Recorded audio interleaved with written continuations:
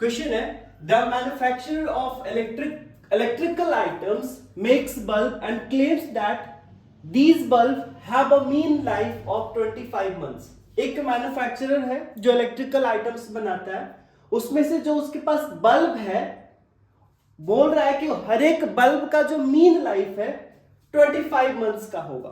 ठीक है, the life in month of random sample of 6 such bulbs are given to be 24, 26, 30, 20, 20 and 18। उसमें से क्या लिया गया, जो भी बल्ब बना रहा है मैन्युफैक्चरर उसमें से 6 बल्ब लिया गया एज अ सैंपल और उसका देखा गया कि इन सब का लाइफ इतना है 24 मंथ, किसी का 26 मंथ, राइट। सो हमें बोला जा रहा है test the validity of the manufacturer claims at 1% level of significance. तो 1% लेवल ऑफ सिग्निफिकेंस हमें चेक करना है वैलिडिटी ऑफ मैन्युफैक्चरर्स क्लेम, कि जो मैन्युफैक्चरर बोल रहा है वो सही है या गलत है। मतलब जो क्लेम कर रहा है वो 1% लेवल ऑफ सिग्निफिकेंस पे सही है या गलत। आपको ये दे रखा है T5 0.01 4.032। कैसे करेंगे सॉल्व? तो यहां पे कुछ चीजें आपको दी हुई है ना। सबसे पहली चीजें दी हुई है, आपको मीन दे रखा है ना। सबसे पहले आपको दे रखा है मीन, म्यू जिसको बोलते हो, and this is basically population mean, है ना। ये क्या है आपका पॉपुलेशन मीन है, पूरे एंटायर बल्ब के लिए बोला जा रहा है ये। सो दिस इज 25, यस 25। ठीक है, और अगर सैंपल की बात की जाए तो सैंपल आपके पास क्या क्या है एक बार जरा देख लेते हैं। सैंपल बल्ब हम ले लेते हैं XI। ठीक है, सैंपल बल्ब हमारे पास XI क्या क्या दे रखा है। एक बल्ब का 24 है, यहां पे लिख लेते हैं 24 है, 26 है, 30 है, 20, 20 एंड देन 18 है। क्लियर, ये हमारे पास XI हो गया। ओके, तो ये हमारे पास हो गया XI। अब क्या करना है, तो पॉपुलेशन मीन आ गया हमारे पास। अब जरा सैंपल मीन पता कर लेते हैं क्या होता है ना। बेसिकली करते क्या है, हम लोग हाइपोथेसिस मानते हैं, एक नल हाइपोथेसिस मानते हैं। जैसे मान लो हमने एक ले लिया नल हाइपोथेसिस।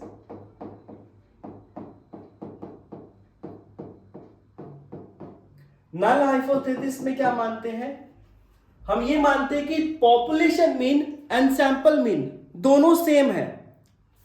क्या मान रहे हैं, नल हाइपोथेसिस H0, इसमें हम क्या मान रहे हैं कि sample mean and population mean दोनों सेम होगा। तो अगर मान लो इसको μ1 से कर रहे हो और इसको μ2 से, तो दोनों इक्वल हो जाएगा, है ना। ये आपका क्या आ गया पॉपुलेशन का मीन और ये हो गया आपका सैंपल का मीन, तो दोनों क्या हो जाएगा इक्वल हो जाएगा, अगर आप नल हाइपोथेसिस मान के चल रहे हो तो।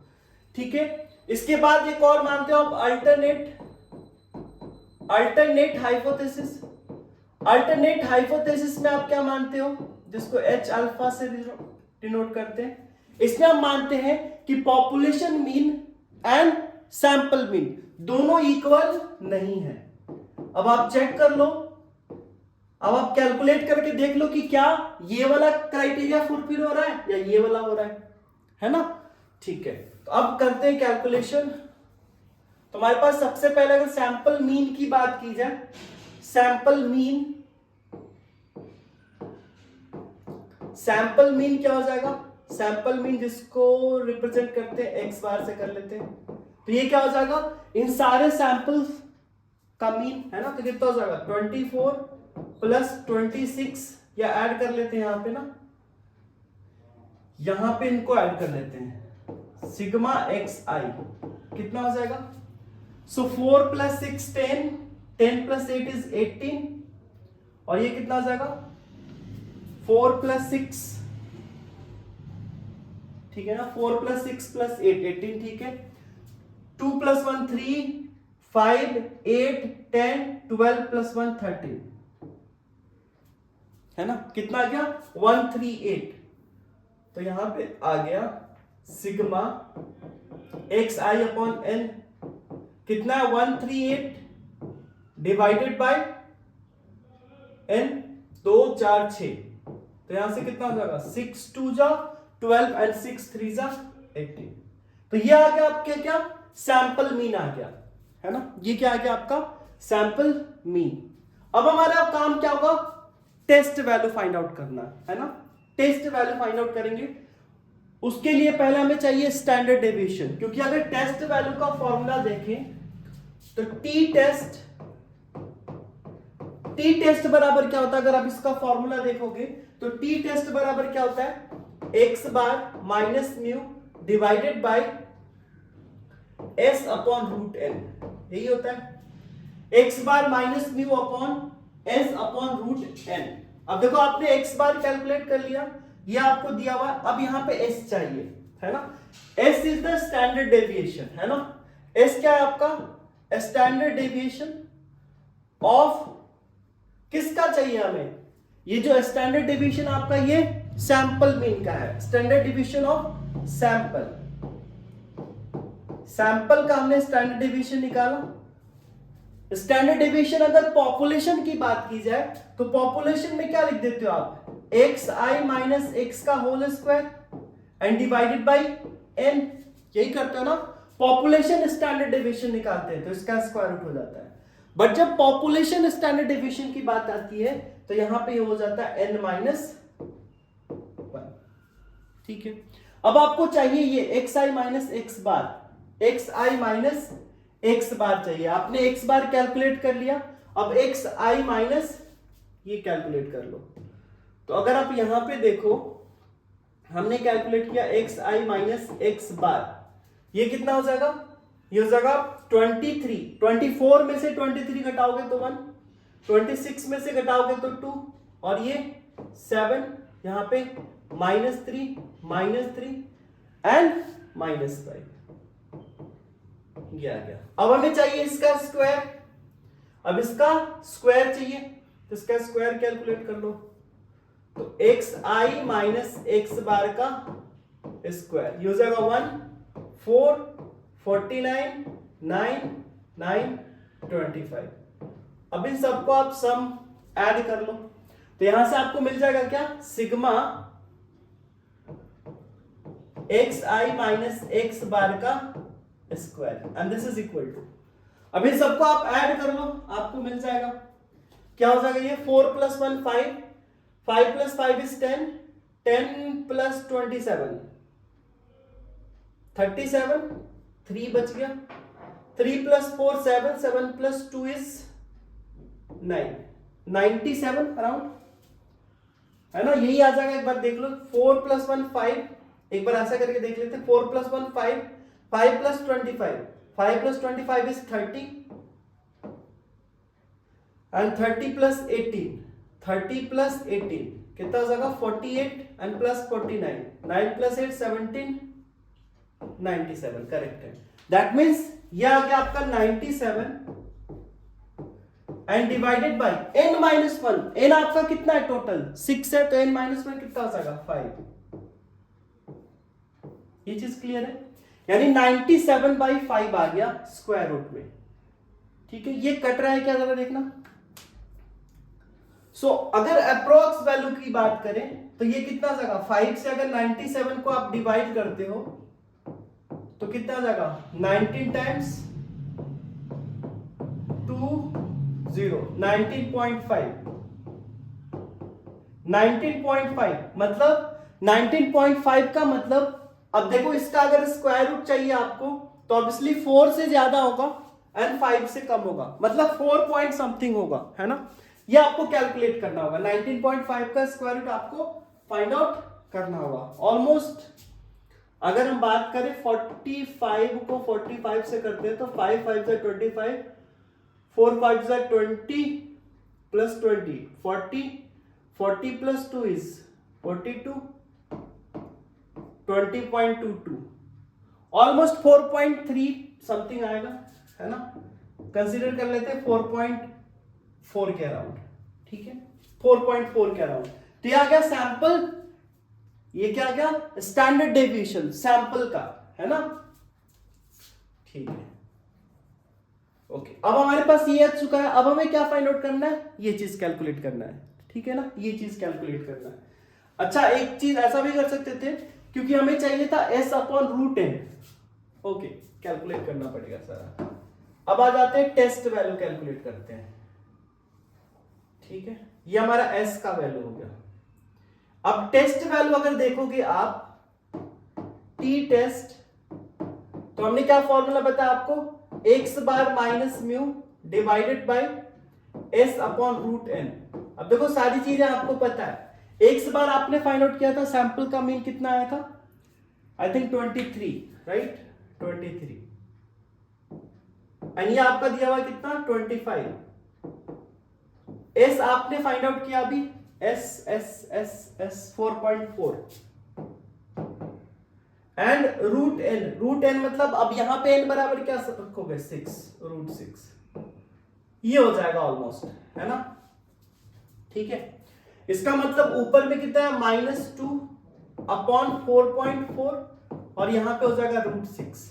अगर इसको कैलकुलेट कर लो तो ये 2 से कटेगा, 2 से कट जाएगा ये 2.2 में, दैट मीन्स -√6 अपॉन 2.2। अब ये देखो रूट 6 का वैल्यू क्या आएगा, 2 से ज्यादा लेकिन 3 से कम, है ना, 2 से ज्यादा 3 से कम आ जाएगा। अब इसका आपको वैल्यू निकालना होगा। रूट 6 का वैल्यू आप करके देख लो, फिर डिवाइड कर दो। ऑलमोस्ट अगर वैल्यू लेकर चले तो 1 पॉइंट समथिंग आएगा मेरे ख्याल से, है ना, 1 पॉइंट समथिंग होगा। तो यहां से आपने देखा टी टेस्ट का मॉड कितना हो गया, सो दिस इज 1 पॉइंट समथिंग, है ना, 1 पॉइंट समथिंग आ गया। तो हम यहां पे क्या देख पा रहे हैं, हम यहां पे यही देख रहे हैं कि जो टेस्ट वैल्यू है, मतलब T calculated is less than, देखो ये 4.032 है और ये हमारा 1 पॉइंट समथिंग आ रहा है, तो T calculated is less than T tabulated, मतलब जो हमें दिया हुआ है उससे क्या है, छोटा है। अगर इससे बड़ा आ जाता तो हमारा क्या होता, नल हाइपोथेसिस काम नहीं करता। बट ये चूंकि आ गया तो हम ये मान सकते हैं, क्योंकि हमारा जो कैलकुलेटेड टेस्ट वैल्यू आया, ये जो वैल्यू आया, ये क्या है आपका जो गिवन है या टेबुलेटेड वैल्यू उससे कम है, 4.032 से कम है। तो इससे अगर कम है तो हम क्या कह सकते हैं कि यस, जो हमारा नल हाइपोथेसिस था कि दोनों का जो ये अज्यूम कर रहा है, मतलब ये बता रहा है, जो क्लेम कर रहा है मैन्युफैक्चरर, वो सही क्लेम कर रहा है। अगर इससे वैल्यू ज्यादा आता तो वो क्लेम उसका सही नहीं था। आया समझ में, मतलब ये जो क्लेम कर रहा है तो ये क्या है, क्लेम इसका सही है ना, इसका क्लेम क्या है, वैलिड है, करेक्ट है। तो बस आप ऐसे कर लोगे, टेस्ट वैल्यू निकालकर कंपेयर कर दोगे। जस्ट यहाँ पे थोड़ा सा कैलकुलेशन है, रूट 6 वगैरह ये सारा चीज आप कर लेना। ओके, अब आ जाते हैं नेक्स्ट क्वेश्चन पे। नेक्स्ट क्वेश्चन हमारे पास, a traffic engineer records the number of bicycle riders that use a particular cycle track. He records that an average of 3.2 bicycle riders use the cycle track every hour.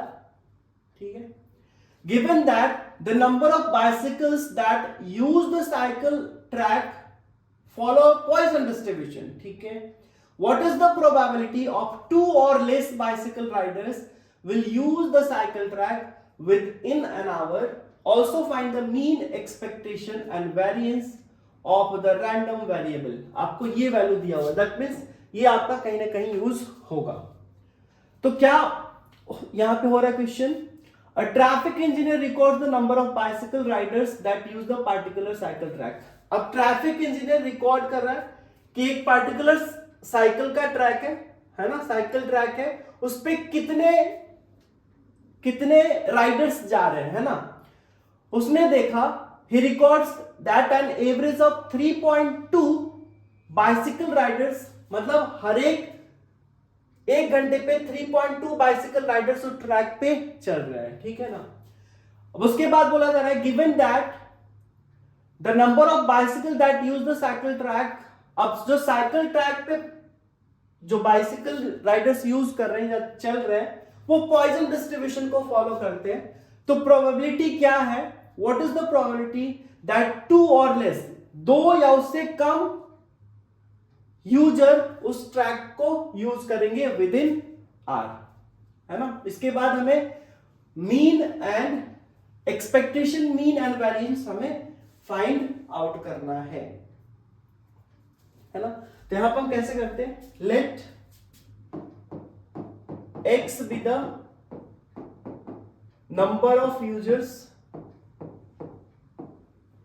number of riders uses track, uses bicycle track, है ना, uses cycle track। हमने मान लिया कि x number of Riders है जो उस cycle track को यूज कर रहे हैं विद इन आर। अब हमें प्रोबेबिलिटी निकालना है, what is the probability of 2 और।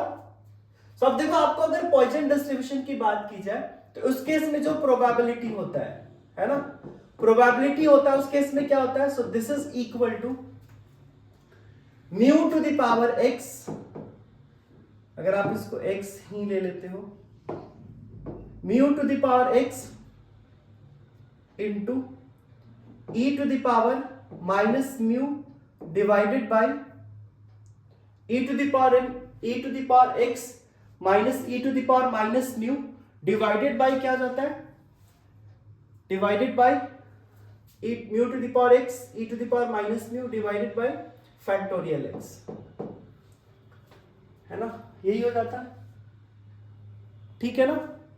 अब देखो यहां पे आपको सारी चीजें दे रखी है, यहां पे म्यू दे रखा है, म्यू कितना आपका 3.2 दे रखा है। आपको क्या निकालना है, पी एक्स, कब, what is the probability that 2 और लेस, यानी 2 या इससे छोटा, इससे कम, है ना, ये आपको निकालना प्रोबेबिलिटी।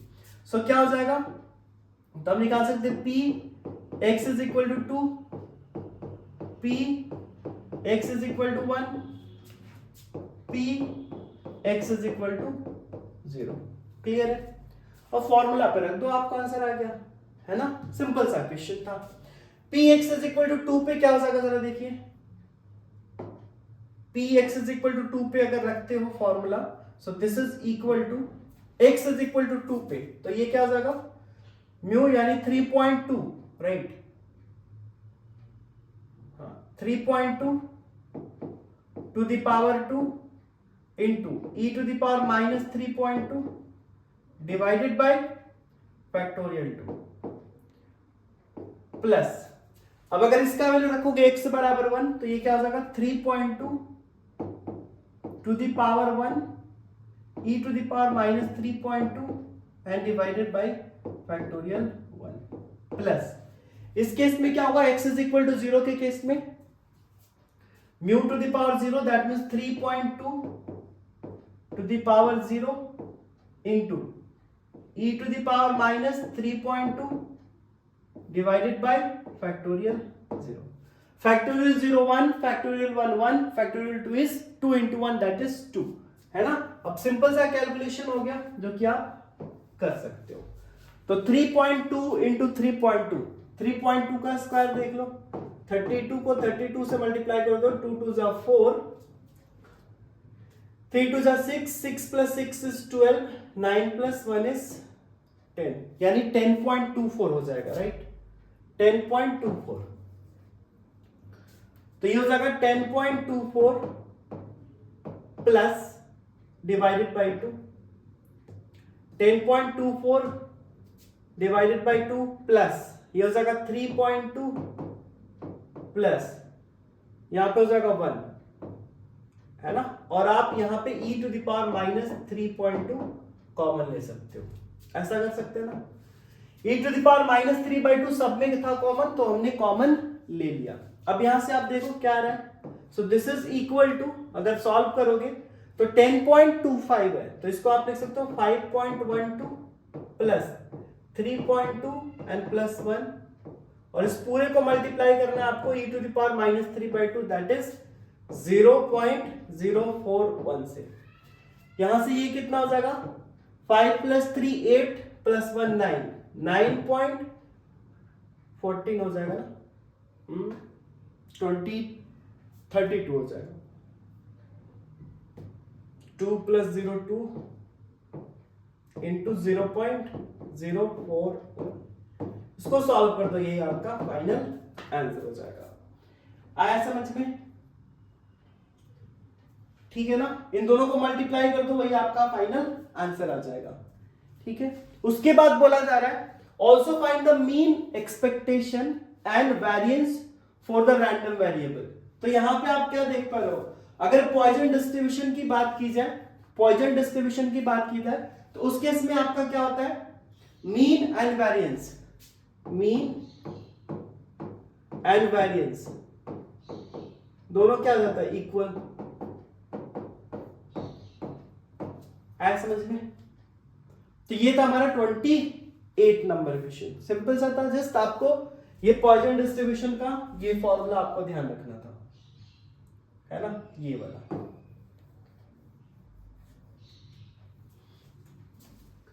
नेक्स्ट क्वेश्चन दिखा रहा है। नेक्स्ट क्वेश्चन है हमारे पास, mister Rohit invested ₹5,000 at the beginning of year 2021 and by the end of 2021 his investment was ₹9,000. Next year market crashes and he lost 3,000 and ending up with 6,000 at the end of 2022. ठीक है, find CAGR। Okay, उसके बाद next year that is 2023 he gained 4,500 and ending up with ₹10,500 at the end of the year. Find CAGR, compounded annual growth rate of his investment। यहां पे आपको एक value दे रखा है 2.1 raised to the power 1/3 is equal to 1.2805। Correct है? ठीक है, अब यहां पे आप देखो इसका इनिशियल इन्वेस्टमेंट, देखो क्वेश्चन सिंपल सा है। क्वेश्चन क्या हुआ कि रोहित जो है उन्होंने 5,000 का फंड इन्वेस्ट किया 2021 में, ठीक है, ठीक है, and by the end of 2021 मतलब 2021 के अंत तक हिज इन्वेस्टमेंट, उनका इन्वेस्टमेंट टोटल 9,000 रुपीज का हो गया था। बट क्या हुआ कि जो नेक्स्ट ईयर था मार्केट क्रैश हुआ और वो 3,000 रुपए लॉस कर दिए, 3,000 रुपए उनका लॉस हो गया एंड 6,000 उस 2022 के एंड तक उनके पास बचा। Next year that is 2023 he gained 4,500। 2023 में उन्होंने फिर से 4,500 यानी 4,500 रुपीस गेन किया और इससे उनका फाइनल अमाउंट कितना हो गया, 10500। ठीक है, at the end of year, मतलब उन्होंने करा था 2021, 22 एंड 23 के एंड तक इतना उनके पास चला गया। आपको फाइंड आउट करना है CAGR, compounded annual growth rate. So compounded annual growth rate की बात की जाए तो ये क्या होता है, रेट। सो सबसे पहले हम देखते हैं कि इनिशियल वैल्यू क्या है, फाइनल वैल्यू क्या आ रहा है, कितना ड्यूरेशन है ना, कितना ड्यूरेशन है। तो हम क्या करते हैं, रेट अगर देखें CAGR तो ये क्या हो जाता है, R बराबर final value divided by initial value. Final हमारे पास कितना आया, इनिशियल वैल्यू कितना है ना, और इसका raise to the power 1/n होता है। बस ये सिंपल सा कैलकुलेशन एंड माइनस 1, ये चीज आपको ध्यान रखना है। बस यही आपका बेसिक फॉर्मूला होता है। अब यहां से आपको फाइनल वैल्यू, इनिशियल वैल्यू सारी चीजें दे रखी है। अगर आप देखोगे तो इनिशियल इन्वेस्टमेंट, यहां पे इन्वेस्टमेंट कितना हो रहा है, एंड ऑफ 2021 आप कितना इन्वेस्टमेंट देख रहे हो यहाँ पे, इनिशियल इन्वेस्टमेंट उन्होंने 5,000 से स्टार्ट किया है ना, 5,000 से स्टार्ट किया तो इनिशियल यही रहा, 5,000 से बढ़ते बढ़ते बढ़ते 2021 के एंड तक इतना हो गया, है ना। मतलब इनिशियल इन्वेस्टमेंट इनका देखोगे, इनिशियल वैल्यू है ना, IB कितना है, IB इज ₹5,000। जस्ट कैलकुलेशन है सिंपल सा, ठीक है। अब फाइनल वैल्यू तो देखो 5000 से स्टार्ट किया था 2021 में, 2021 के एंड तक 9000 हो गया, फिर मार्केट क्रैश हुआ 3000 लॉस कर दिया उन्होंने, 2022 के एंड तक 6000 बच गया, फिर नेक्स्ट ईयर उन्होंने 4500 गेन किया एंड फाइनल हमारे पास कितना बच गया, तो 10500 at the end of 2023। So final value कितना हो गया, दिस इज इक्वल टू ₹10,500। सही है, मिल चुका है हमारे पास। ओके, अब हमें क्या फाइंड आउट करना है, एन कितना है जरा देखना। एन 2021 से स्टार्ट किया तो 2021 एक, 2022 2, 2023 3, मतलब टोटल 3 इयर्स, राइट, ठीक है ना। अब आपको CAGR फाइंड आउट करना कर लो, तो R बराबर कितना हो गया, FB बाई IV। FB कितना आपका 10,500 divided by 5000 and raise to the power 1/3 minus 1, ठीक है। और यहां से देखो बहुत सारी चीजें कैंसिल होंगी, 2 0 से 2 0 गया एंड ये हो जाएगा आपका, ये कितना हो जाएगा 50 से डिवाइड करेंगे तो 52 जा 100, आई थिंक अगर हम ऐसे देखें तो 5 2 जा 10, 21 पॉइंट यानी 2.1 हो जाएगा, ये होगा क्या, हाँ 2.1। सो R बराबर कितना हो गया आपका 2.1 raise to the power 1/3 minus 1, और देखो आपको इसका वैल्यू दे रखा है, कितना हो गया 1.2805 माइनस 1, है ना, and this is equal to कितना हो जाएगा, this is equal to 0.2805,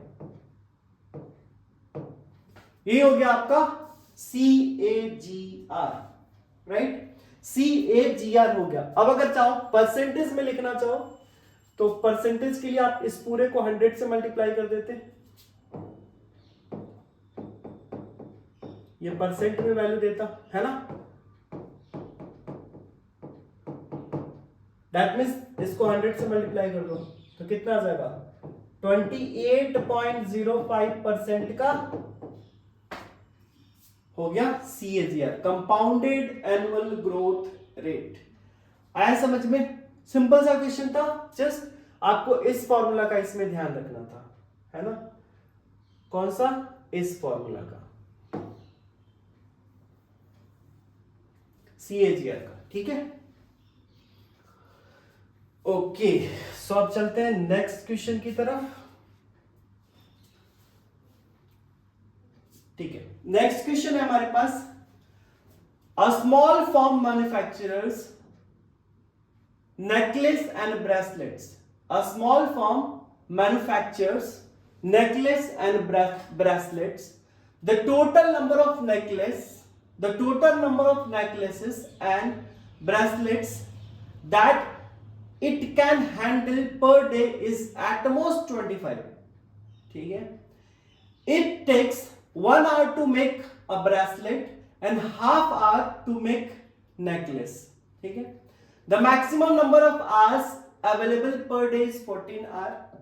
If the profit of necklace is ₹100 and that on a bracelet is ₹300, formulate an LPP linear programming problem for finding how many of each should be produced daily to maximize the profit. It is being given that at least one of each must be produced. No need to find the feasible reason and optimal solution. ठीक है, तो basically question क्या है आपका कि कोई manufacturer है जो नेकलेस एंड ब्रेसलेट बनाता है ना, the total number of necklace and bracelets वो एक दिन में बना सकता है, तो एट मोस्ट मतलब ज्यादा से ज्यादा 25 बना सकता है ना। ज्यादा से ज्यादा कितना बना सकता है 25, उससे कम बना सकता है बट मैक्सिमम 25 बना सकता है। एट मोस्ट का मतलब यही होता है, एट मोस्ट का मतलब ज्यादा से ज्यादा, एट लीस्ट का मतलब कम से कम, ठीक है। It takes 1 hour to make, एक ब्रेसलेट बनाने में कितना लगता है 1 आवर, है ना। एंड नेकलेस बनाने में 1/2 आवर, ठीक है। The maximum number of hours, अब पर डे वो 14 आवर्स काम कर सकता है या करवा सकता है, ठीक है। If the profit on necklace is 100 and that on bracelet is 300, profit किस पे बताया जा रहा है, नेकलेस पे। एक नेकलेस पे प्रॉफिट उसको कितना हो रहा है 100 रुपीज का, एंड ब्रेसलेट पे जो प्रॉफिट है उसको 300 का हो रहा है ना। तो हमें फॉर्मुलेट करना है एक LLP for finding how many of it should be produced daily to maximise the profit. Profit को आपको मैक्सिमाइज करना है ना, ठीक है। और यह भी बोला जा रहा है कि it is being given that at least one of each must be produced, मतलब अब ऐसा नहीं है कि आप ब्रेसलेट ही बना दिए सारा, है ना, आपको कम से कम एक जरूर बनाना है दोनों में से, ठीक है। ये चीज क्लियर है। अब हम मान लेते हैं कि वो जो फर्म है ना X नेकलेस बनाता है एंड Y ब्रेसलेट बनाता है, ठीक है। जरा देखिए कैसे फॉर्मुलेट करेंगे। हमने मान लिया लेट मैन्युफैक्चरर makes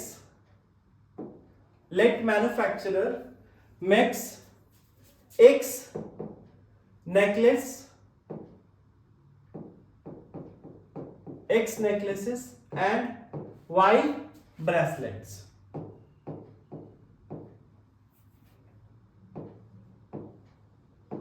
ठीक है। हमने मान लिया कि मैन्युफैक्चरर X नेकलेस बनाता है एंड Y ब्रेसलेट बनाता है इन अ डे, है ना, सिंगल डे की बात करें तो। ओके, अब क्वेश्चन को आगे पढ़िए। क्या बोला जा रहा है, एक manufacturer X necklace and Y necklace bracelet बनाता है, ये हमने मान लिया। क्या बोला जाता है, the total number of necklace and bracelet that he can handle per day is at most 25, मतलब ज्यादा से ज्यादा वो 25 बना सकता है इन दोनों को मिलाकर। तो अब अकॉर्डिंग टू क्वेश्चन चले तो क्या हो जाएगा, X प्लस वाई ज्यादा से ज्यादा 25, बट उससे कम तो हो सकता है ना। तो ये इक्वेशन हो गया हमारे पास एक। ये समझ में आया आपको, कोई दिक्कत नहीं। अब आगे बढ़िए, अब आगे पढ़ते हैं हमारे पास क्या है, it takes 1 hour to make an bracelet. Bracelet को बनाने में उसको कितना लग रहा है, 1 घंटा एक ब्रेसलेट को, and half hour to make an necklace. एक नेकलेस बनाने में उसको हाफ आवर लगता है। तो नेकलेस क्या है आपका X, इसका मतलब आप क्या लिख सकते हो, दूसरा इक्वेशन, तो इसको बनाने में हाफ आवर लगता है तो 0.5x कर देते हैं, और इसको 1 घंटा लगता है तो 1 इंटू वाई कर लेते हैं, और maximum number of hours available 14 day, मतलब इन दोनों को मिलाकर वो ज्यादा से ज्यादा 14 आवर तक काम कर सकता है एक दिन का, उससे ज्यादा उसको नहीं जाना है ना। तो यहां से क्या हो जाएगा, 0.5x plus y less than equal to 14, है ना। 0.5x plus y less than equal to 14, ये चीज आ गया हमारे पास, ठीक है। उसके बाद क्या बोला जा रहा है आपसे, उसके बाद बोला जा रहा है if the profit on necklace, अब जरा आ जाओ यहां पे। सो बोला जा रहा है प्रॉफिट ऑन नेकलेस इज 100, यानी नेकलेस पे उसका 100 प्रॉफिट हो रहा है। दैट मींस अगर x बनाएगा तो 100x हो जाएगा। नेकलेस हमने x लिया है ना और y लिया ब्रेसलेट, यह ध्यान रखना, तो उल्टा इक्वेशन हो जाएगा। 100x हो गया, और ब्रेसलेट पे आपको मिल रहा है 300,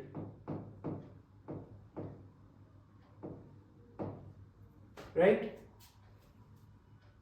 इसको क्या करना आपको, मैक्सिमाइज करना, तो जेड मान लेते हैं इसको, ये हो गया आपका जेड। ठीक है, और भी चीज यहां पे दिया हुआ, आपको मैक्सिमाइज प्रॉफिट करना, तो यही प्रॉफिट हो गया, यही प्रॉफिट हुआ ना। It is being given that at least one of, अच्छा तो यहां पे एक और चीज ध्यान रख लो, एक और चीज मेंशन करना होगा यहां पे, और वो क्या है, तो वो ये है कि x आपका ग्रेटर देन इक्वल टू 1 होना चाहिए, y भी ग्रेटर देन इक्वल टू 1 होना चाहिए। तो ये आपका हो गया objective function, this is the objective function.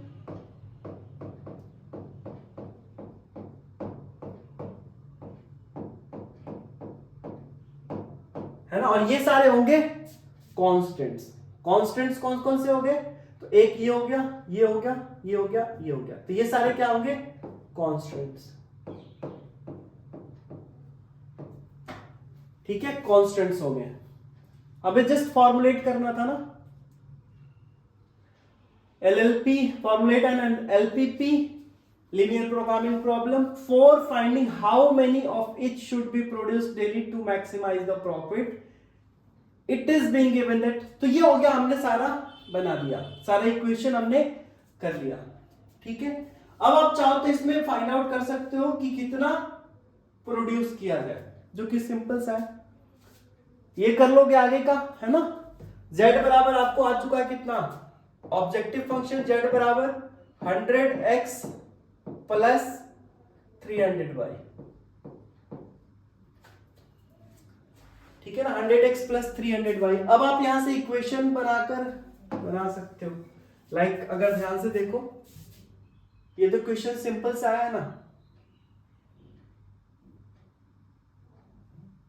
Simple सा क्वेश्चन है, तो इसमें कुछ करना नहीं था आपको।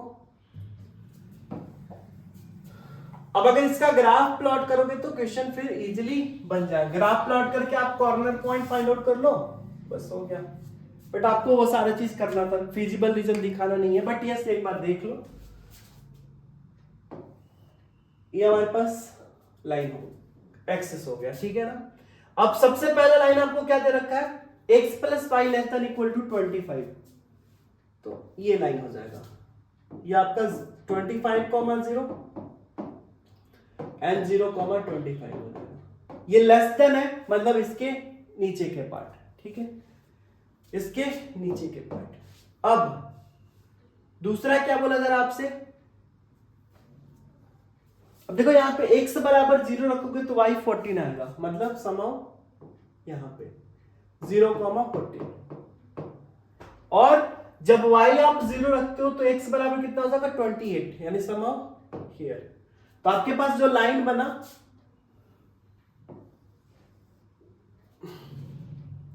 वो जो लाइन बना आपका, ये हो गया ये, ठीक है, ये लाइन बन गया, और इसके नीचे ये भी लेस देन है, देख लो ये भी लेस देन है। उसके बाद क्या बोला था, x greater than 1 y greater than equal to 1, यानी x 1 से बड़ा, तो समाओ यहां पे ले लेते हैं 1 से बड़ा, मतलब इधर ये 1 हो गया, और y भी आपका 1 से बड़ा, मतलब यहां से ऊपर की तरफ, ठीक है। तो आप देखो यहां पे फिजिबल रीजन आपका बन गया क्या, फिजिबल रीजन कौन सा हो गया, सो फिजिबल रीजन आपका ये हो जाएगा,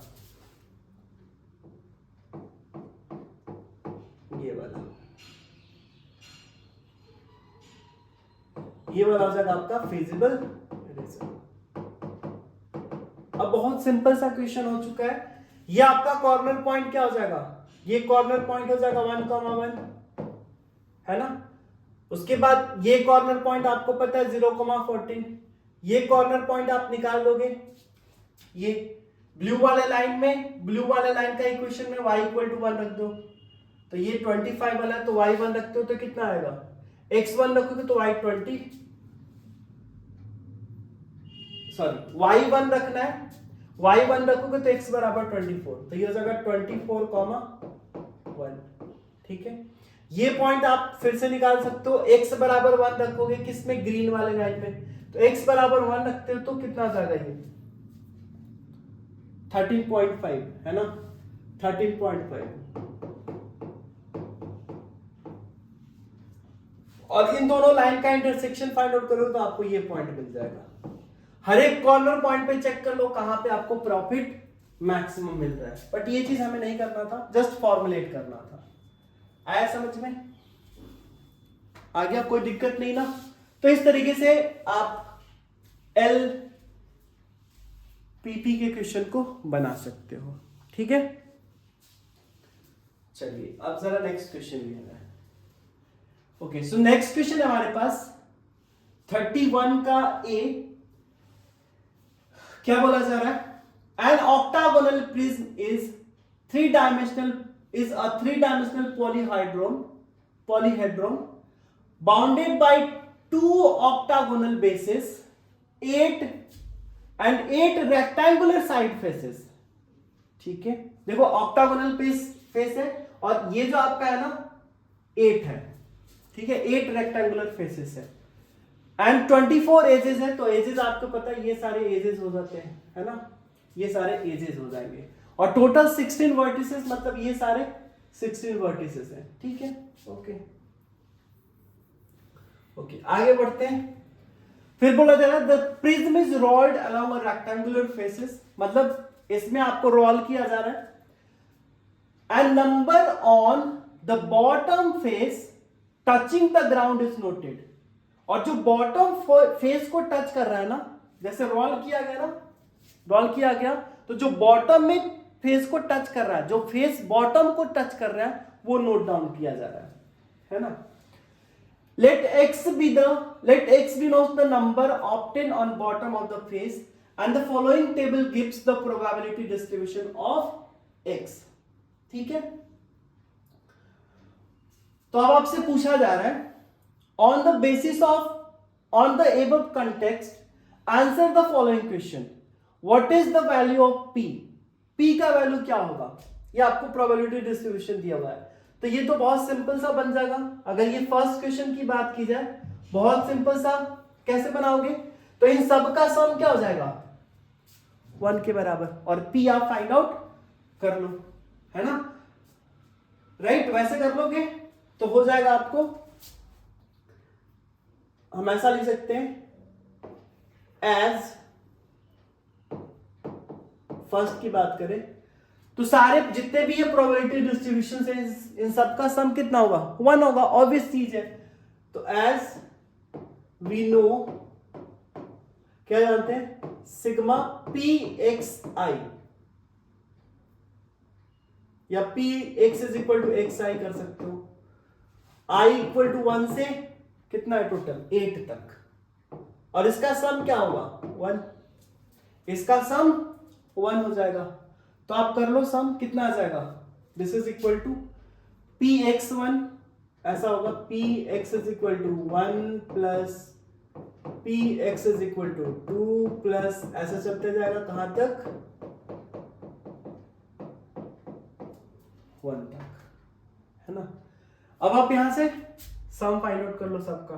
तो कितना आ जाएगा? p plus 2p, 3p, 5p, 6p, 8p, 9p। so 9p plus p square, 3p square and plus 7, 10p square, and this is equal to 1। ठीक है, अभी आपका क्वाड्रेटिक इक्वेशन हो गया। 10p square plus 9p minus 1 equal to 0। इसको solve कर लो। 10p square plus 10p minus p minus 1 equal to 0। यहां से आप p कॉमन ले लो, इनफैक्ट 10p कॉमन ले लो, तो क्या बनेगा? p plus 1 and minus 1 common ले लो तो p plus 1 equal to 0। That means p plus 1 and ये आ जाएगा 10p माइनस 1 इक्वल टू 0। तो यहां से आपको p का 2 वैल्यू मिल गया, है ना? एक तो मिल गया p बराबर -1 और एक हो गया p बराबर 1/10। क्या p -1 हो सकता है? नहीं हो सकता है ना? ये जो वैल्यू आपका नहीं हो सकता है। तो प्रोबेबिलिटी कितना हो गया? p 1/10। ये हो जाएगा फाइनल आंसर।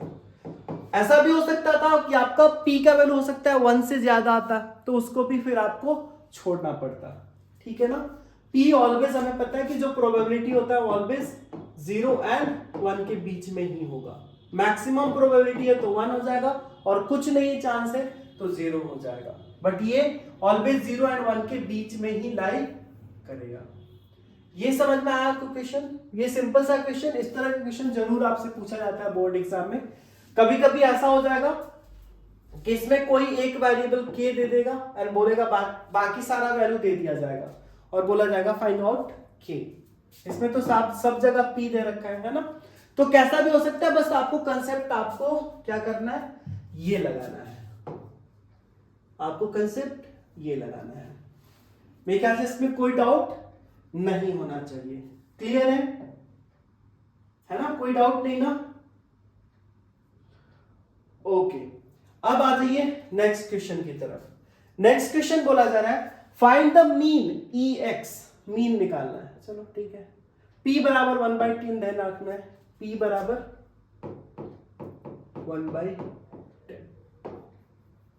ठीक है, अब हमें क्या फाइंड आउट करना है, मीन ex। तो ये क्या होता है, this is equal to sigma I is equal to 1 to 8 I into P x is equal to x i. Simple है ना? अब इसको अगर आप सॉल्व करते हो तो देखो क्या आएगा। अब देखो p का वैल्यू यार तो रख लो, बट मेरे ख्याल से रखना थोड़ा सा ज्यादा टफ हो जाएगा, है ना? बेटर है आप क्या करो, ऐसे कर लो, ये हो जाएगा 1p, होगा क्या 1 into P x is equal to 1 plus 2 into p 2 into p 2 into p x is equal to 2 plus 3 into p x is equal to 3 plus dot dot dot plus 8 into p x is equal to 8। ठीक है, अब इन सबका value आप रख लो। So this is equal to क्या हो जाएगा 1 इंटू दिस, सो 1 को आप इससे मल्टीप्लाई, सिंपल सा है ना, 1 को आप इससे मल्टीप्लाई करो, क्या हो रहा है p प्लस 2 को करो तो 2 2 जा 4p plus 6p plus 4p plus 10p, है ना, 10p plus 6p square, 6p square plus 7 2 जा 14p स्क्वायर एंड 8 7 जा 56p square, right, and plus 8p। सबको ऐड कर दो एंड p का वैल्यू रख दो, आंसर मिल जाएगा, है ना? जरा देखिए कितना रहा टोटल, p वाला देखो पहले, p कितना रहा आपका 4 plus 1 5, 5 plus 6 is 11, 11 plus 4 is 15, 25 plus 8 33, है ना? और 14 plus 6 20, 20 plus this 20 plus 56, 20 add करते तो इसमें क्या हो जाएगा 76 अपॉन पी स्क्वायर, है ना? ओके, और p बराबर आपका कितना है 10, 1/10, तो 33/10 प्लस 76/100 हो जाएगा, यही होगा ना? ठीक है, और अगर आप इसका सम निकालते हो, सम निकालते हैं तो कितना आ जाएगा 100 एलसीएम हो जाएगा, ये हो जाएगा 330 प्लस 76, और ये कितना हो जाएगा आई थिंक 406, है ना?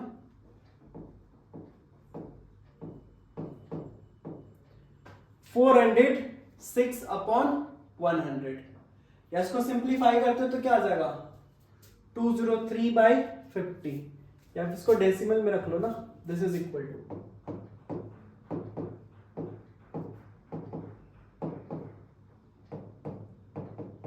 ये कितना आ गया आपका 4.06 हो गया। बहुत ही सिंपल सा क्वेश्चन था। ठीक है, तो दिस इज द मीन। आपको ध्यान रखना है इस तरह के क्वेश्चन में अगर प्रोबेबिलिटी डिस्ट्रीब्यूशन दिया हुआ है तो ये +1 वाला जरूर पूछा जाता है, ऐसा क्वेश्चन है ना। एक ये आपको ध्यान रखना है, मीन का फॉर्मूला आई से जस्ट मल्टीप्लाई हो जाता है ना। जो फ्रीक्वेंसी होता है और उसको मल्टीप्लाई करते हैं एक्स आई से, जैसे उसमें करते थे है ना, जैसे मीन निकालते थे, सेम चीज इसमें भी है। जैसे इसमें हम डिवाइड नहीं कर रहे क्योंकि प्रोबेबिलिटी लेकर चल रहे हैं। प्रोबेबिलिटी में क्या आता है, वेरिएबल बाय टोटल, तो ऑलरेडी डिवाइड कर चुके हैं, इसलिए नहीं करते हैं। बस आपको ये फॉर्मूला और ये फॉर्मूला ध्यान रखना है, इजीली क्वेश्चन आपका बन जाएगा। क्लियर? आ जाइए नेक्स्ट क्वेश्चन।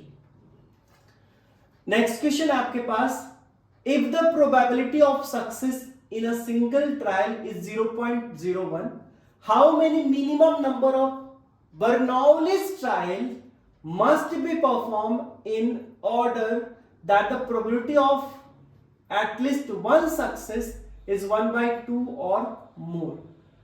आप यूज कर सकते हो ये सारा वैल्यू। ठीक है, ओके। सो हमारा क्या चाहिए, वैल्यू होना चाहिए 1 या उससे ज्यादा। ठीक है, ओके। आइए देखिए क्या क्या दिया हुआ है। तो यहां पे जो probability of success in single trial, मतलब सिंगल ट्रायल में सक्सेस होने की प्रोबेबिलिटी क्या है, 0.01। तो फेल होने की प्रोबेबिलिटी क्या हो जाएगा, 1 माइनस दिस, है ना, 1 माइनस दिस।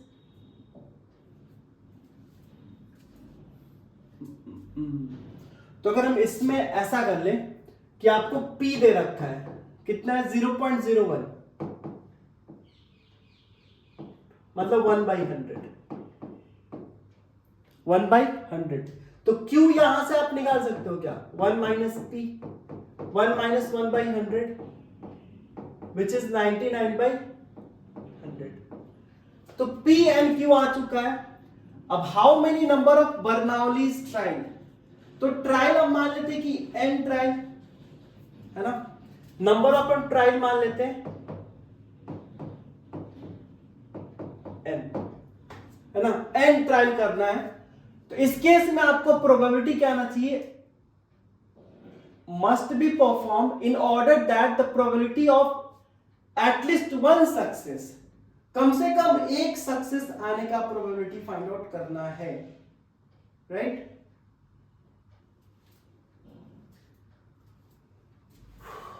तो अगर प्रोबेबिलिटी देखें Px = x, तो क्या हो जाता है, हमने टोटल ट्रायल लिया है n, so ncx p to the power, that is 1/100 to the power x into q to the power n minus x, that means 99/100 to the power n minus x। ये चीज समझ में आ गया, ये चीज समझ में आ गया। P आपको पता है, Q आपको पता है, नंबर ऑफ ट्रायल हमने मान लिया कि n ट्रायल चाहिए, है ना, टोटल n बर्नौली ट्रायल चाहिए। ठीक है, तो ये हमारे पास क्या होता है, प्रोबेबिलिटी डिस्ट्रीब्यूशन, है ना। ये हमारे पास क्या हो गया,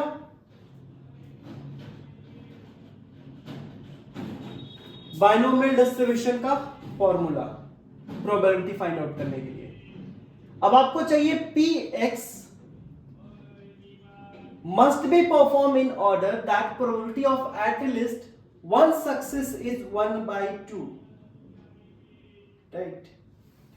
probability of one success, probability of at least one success, तो probability of at least one success मतलब एक सक्सेस तो कम से कम चाहिए, उससे ज्यादा हो सकता है।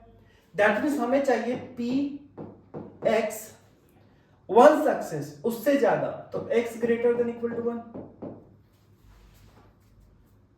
है ना, ये चाहिए।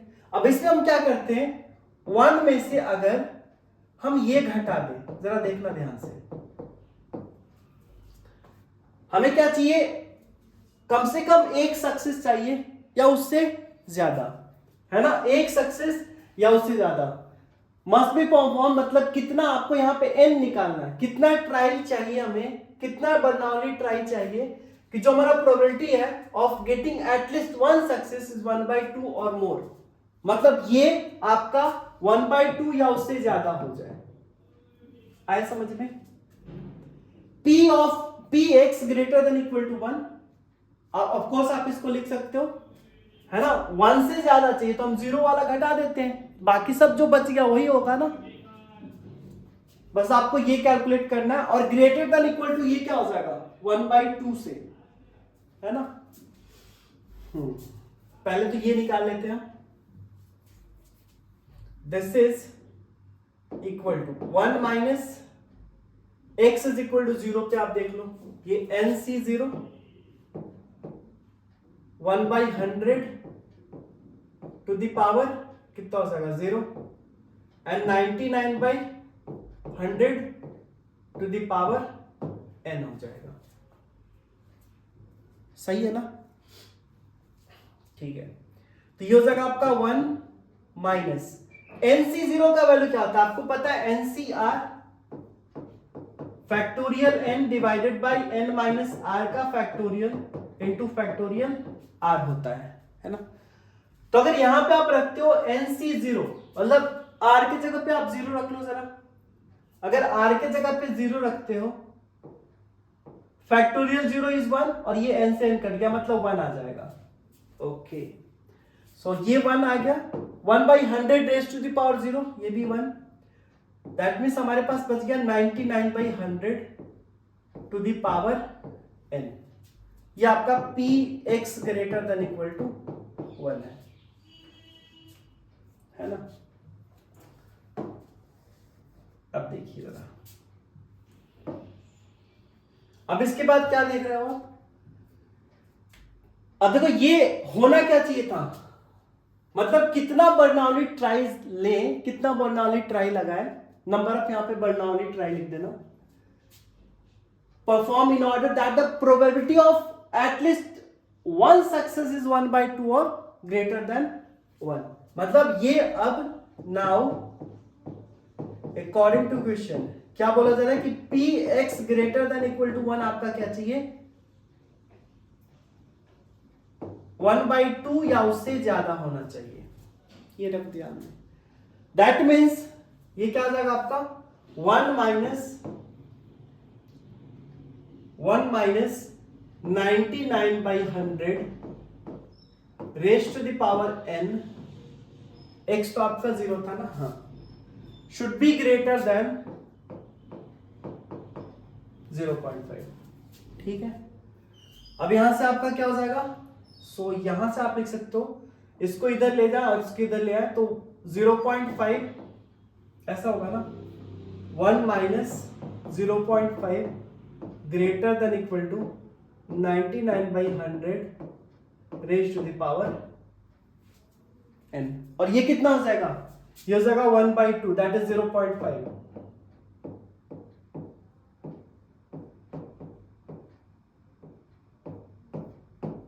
सही है, सही है ना यहां तक। अब 0.5 को आप 1/2 भी लिख सकते हो, नो डाउट। अब यहां से आपको वैल्यू निकालना है n का, तो n का वैल्यू कैसे निकालोगे, n का वैल्यू कैसे निकालेंगे, तो हम ले लेते हैं log, है ना, taking log both side, taking log with 10 both side, दोनों साइड इसमें हम क्या करते हैं log ले लेते हैं, तो क्या फायदा होगा, सो log 1/2 टू द बेस 10, ठीक है, और यहां से हो जाएगा log 99/100 to the power n to the base 10। ठीक है,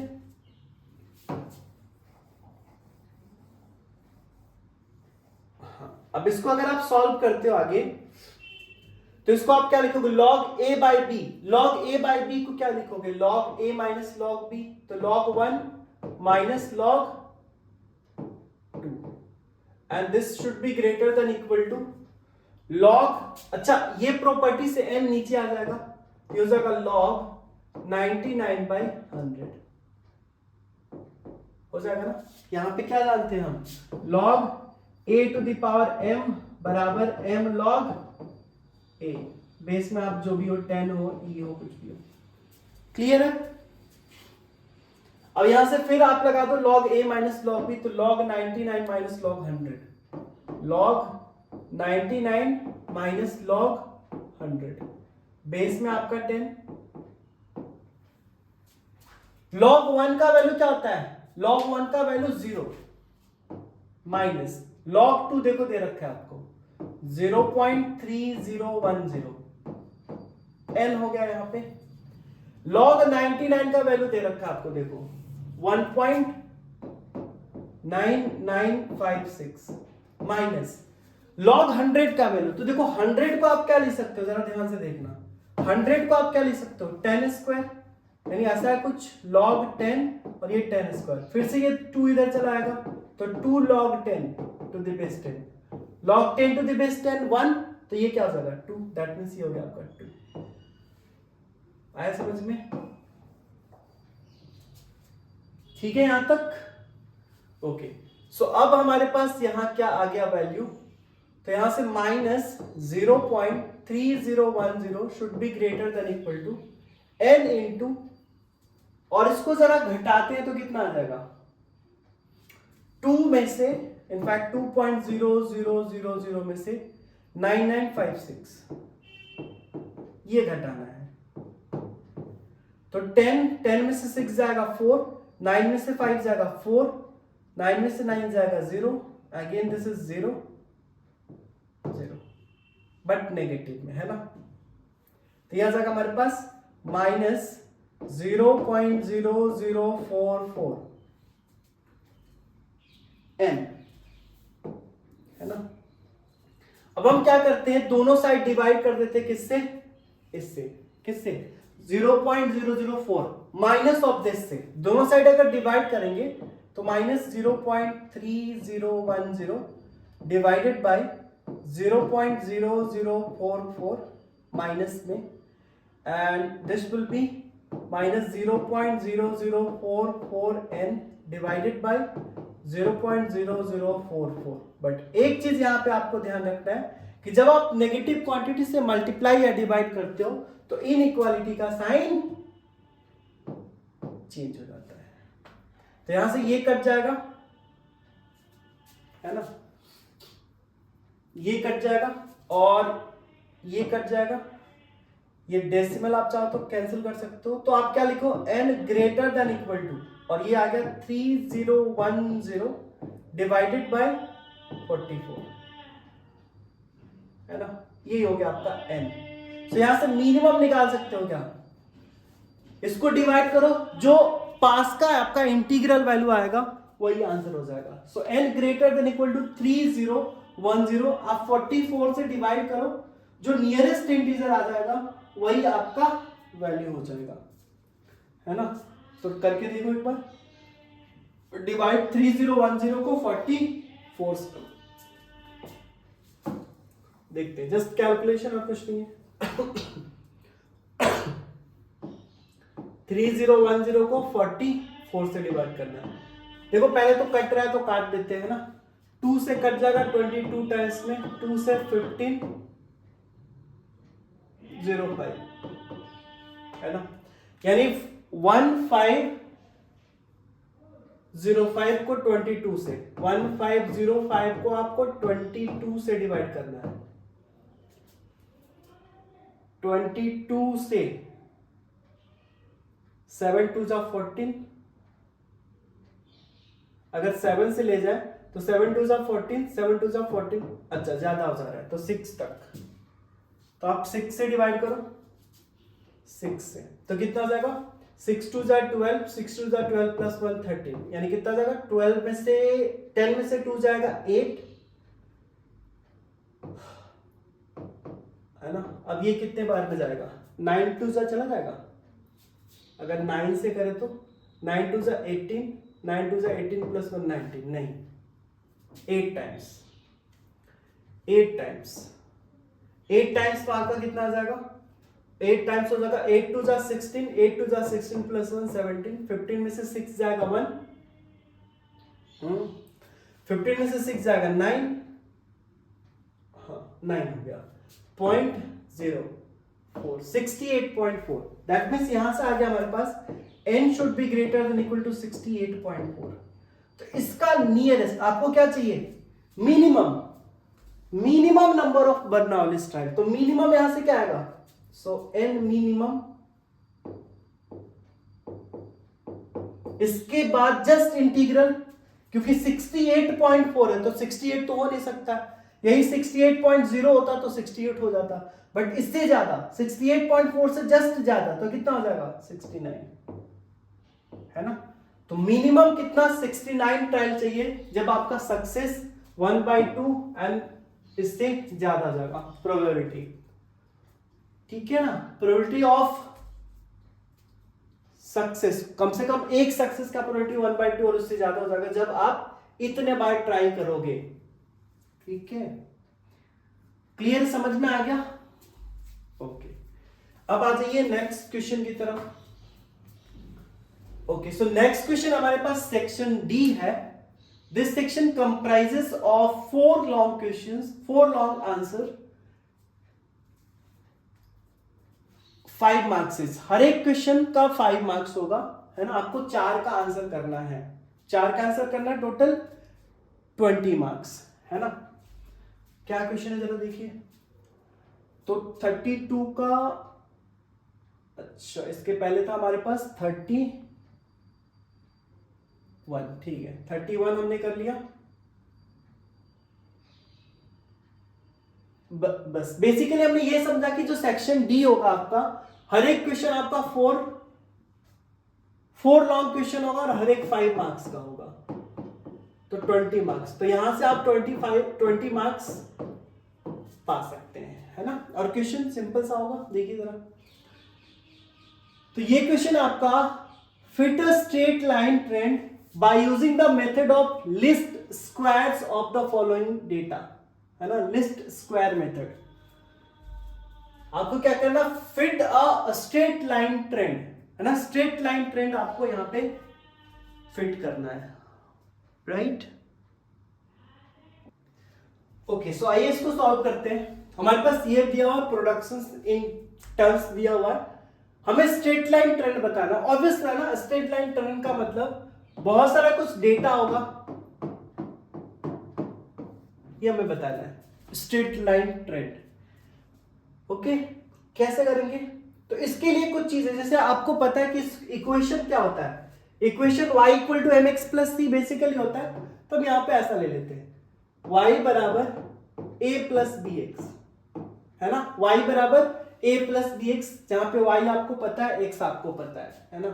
x आपका हो गया ईयर के अकॉर्डिंग, है ना, और प्रोडक्शन आपका y हो गया, ठीक है। अब इसमें आपको a क्या होता है, b क्या होता है, ये सारी चीजें आपको जाननी होंगी। तो इसके लिए आपको पता है नॉर्मल इक्वेशन क्या क्या होता है। अगर इक्वेशन की बात करें तो सबसे पहले इस टेबल को अगर ध्यान से देखें तो इसमें हमें क्या क्या चाहिए, कैलकुलेट करना होगा। तो कैलकुलेट करना होगा sigma of y is equal to, sigma of y is equal to NA plus sigma x, है ना, NA plus sigma x, in fact यहां पे b हो जाएगा, ठीक है। Sigma y is equal to NA plus b sigma x, तो ये चीज कैलकुलेट करना होगा एक आपको, राइट। एंड इसके साथ साथ सिग्मा y बराबर NA plus b sigma x, और इसके साथ साथ सिग्मा xy बराबर b सिग्मा x, या यहां पे a होगा, जस्ट ये फॉर्मूला आपको ध्यान रखना है, is equal to a sigma x plus b sigma x square, है ना। ये चीज आपको कैलकुलेट करना है, राइट। अब इन दोनों, जैसे यहां से अगर आप देखोगे इन दोनों, यहां पे आपको दो इक्वेशन मिलेगा, एक ये और एक ये, इन दोनों इक्वेशन को सॉल्व करके आपको a and b find out करना है, और a एंड b का वैल्यू आप इसमें रख दो, आपको हो गया, ट्रेंडिंग इक्वेशन मिल गया, राइट। तो ये सारा कैलकुलेशन अभी आपको करना है, राइट। तो आ जाइए करते हैं कैलकुलेशन। तो सबसे पहले आपको ईयर दे रखा है, राइट, ईयर दे रखा है, इसी टेबल को यूज कर लेते हैं हम ना। ईयर दे रखा है, इसमें आ गया, ईयर आ गया हमारे पास, प्रोडक्शन इन टर्न्स, इसको मान लेते हैं वाई, ये वाई आ चुका है, ठीक है। अब एक्स आई कैलकुलेट करते हैं। एक्स आई क्या हो गया आपका, एक्स माइनस सेंट्रल वैल्यूज का ले लेते हो, कोई एक सेंट्रल वैल्यू आप ले लो, कोई सा भी ले सकते हो, कोई इश्यू नहीं है, इसमें से कोई सा भी सेंट्रल वैल्यू, 1 2 3 4 5 6 7 8 9 10 11 वैल्यू है, तो सेंट्रल वैल्यू ऑब्वियसली 5 नीचे से छोड़ दो और 5 ऊपर से छोड़ दो, तो 1967, ये हमने मान लिया सेंट्रल वैल्यू, है ना, सेंट्रल वैल्यू मान लिया। सो दिस इज 1967, ठीक है, यही हो गया आपका x, यही हो गया आपका x। आपको ध्यान होगा जब मीन हम लोग कैलकुलेट करते थे तो ऐसा करते थे, है ना, सेंट्रल वैल्यू में से घटा दिए, क्योंकि वैल्यू सेम एक ही आता है, हमने करके देखा है आगे, ठीक है। अब ये कैलकुलेट कर लो, 62 में से घटाते तो कितना आ जाएगा, -5, और ये कितना आएगा, -4, ये कितना आएगा, -3, यहां से 65 में से तो -2, यहां से -1 0 1 2 3 4 5, तो यहां से सिग्मा एक्स आई कितना हो जाएगा, सिग्मा एक्स कितना हो जाएगा, सॉरी, सिग्मा एक्स यहां से कितना आ जाएगा, so this will be 5 4 9 3 12 14 plus 1 15, अच्छा ये तो 0 हो जाएगा ना, 0 हो गया, ओके, तो फिर तो कैलकुलेशन और इजी हो गया, ठीक है। और यहां से सिग्मा वाई आपका कितना आ रहा है जरा बताना, सिग्मा वाई, सिग्मा वाई कितना हो जाएगा, 2 + 4 6 + 3 9 13 17 19 20 23 30 40 40 के बाद 70 57 हो जाएगा, है ना। एक बार जरूर आप फिर से कर लेना। अब इसके बाद देखो हमारे पास क्या क्या आ चुका है, सिग्मा वाई आ चुका है, सिग्मा एक्स आ चुका है, अब हमें क्या चाहिए, सिग्मा वाई सिग्मा एक्स आ गया, सिग्मा एक्स वाई चाहिए, सिग्मा एक्स स्क्वायर चाहिए, तो एक्स स्क्वायर फाइंड आउट कर लो आप,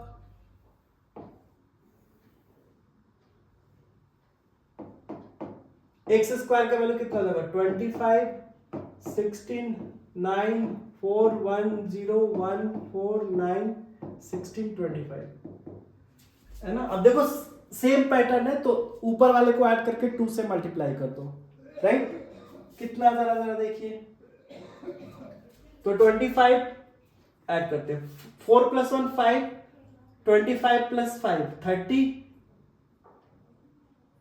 30 + 16 + 9 25 55, 55 को अगर 2 से मल्टीप्लाई करो तो 110, तो सिग्मा एक्स स्क्वायर 110 आ गया, ठीक है, ये चीज हमारे पास निकल गया। अब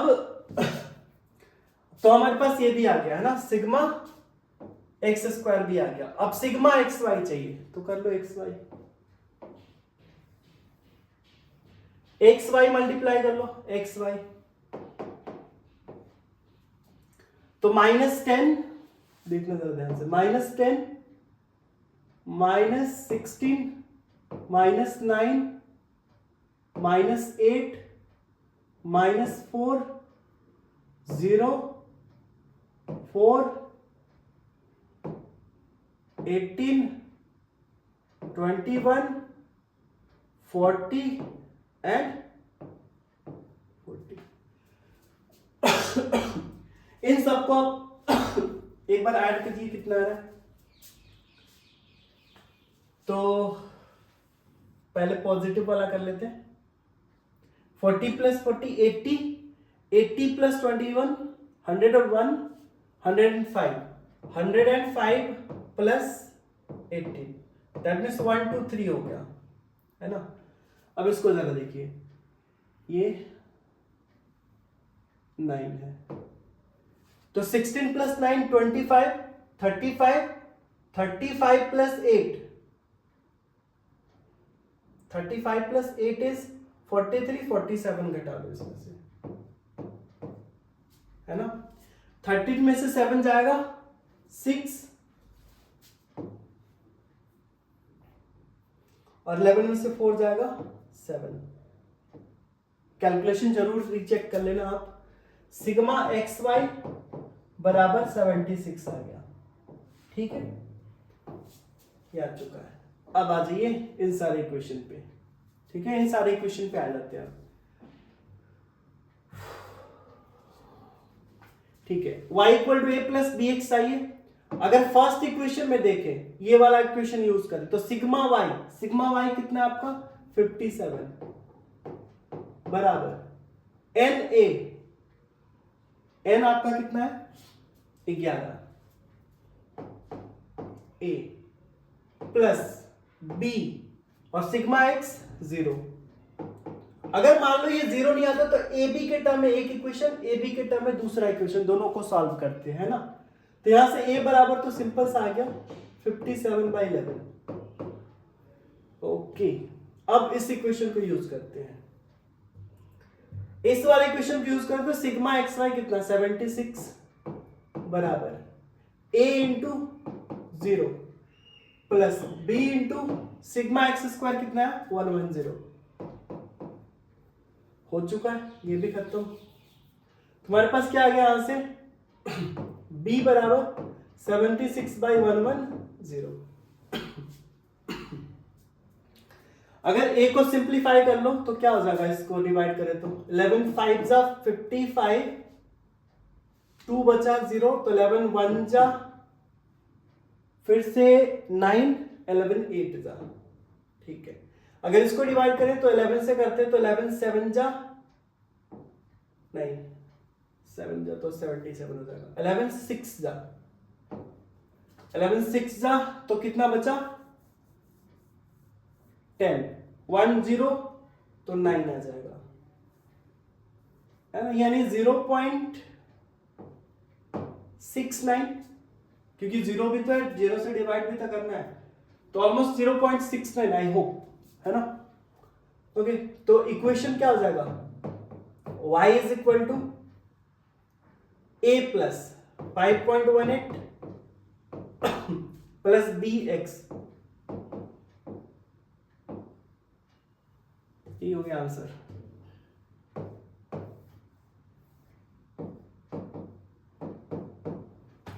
आया समझ में, कोई दिक्कत? और उसके बाद शायद आपसे ट्रेंड वैल्यू भी पूछा जा रहा है क्या, कैलकुलेट द ट्रेंड वैल्यूज। तो ट्रेंड वैल्यू क्या हो जाएगा, ये पूरा टेबल आपको बनाना है ना। ट्रेंड वैल्यू क्या हो जाएगा यहाँ पे, सिंपल सा है ना, ट्रेंड वैल्यू कैलकुलेट कर लो। ट्रेंड वैल्यू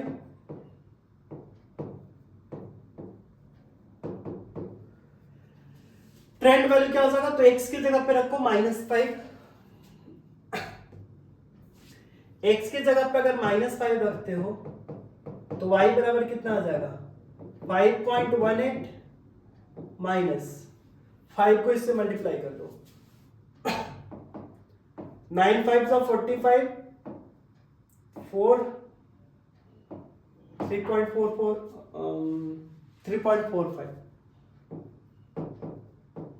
इसको घटाओगे तो 8 में से 5 जाएगा 3, 8 में से 5 जाएगा 3, 11 में से 4 जाएगा 7 एंड 4 में से 3 जाएगा 1, तो 1.73, तो ये आ गया 1.73।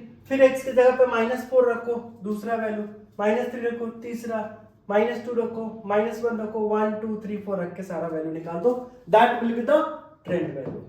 ठीक है, इस वाले इक्वेशन का यूज करके। तो ये अच्छा क्वेश्चन था, बट ये सिंपल ही था, है ना। जस्ट एक फॉर्मूला आपको वो ध्यान रखना होगा।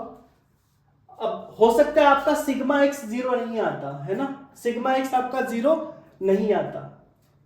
यहाँ पे n बराबर 11 था, 11 ऑब्जर्वेशन है, इसलिए हमने मिड वैल्यू ये ले लिया, this is the mid value.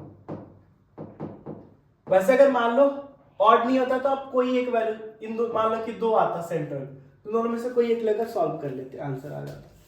हाँ, बस ये आपको ध्यान रखना है कि यहाँ पे हो सकता है कि सिग्मा एक्स 0 नहीं होता।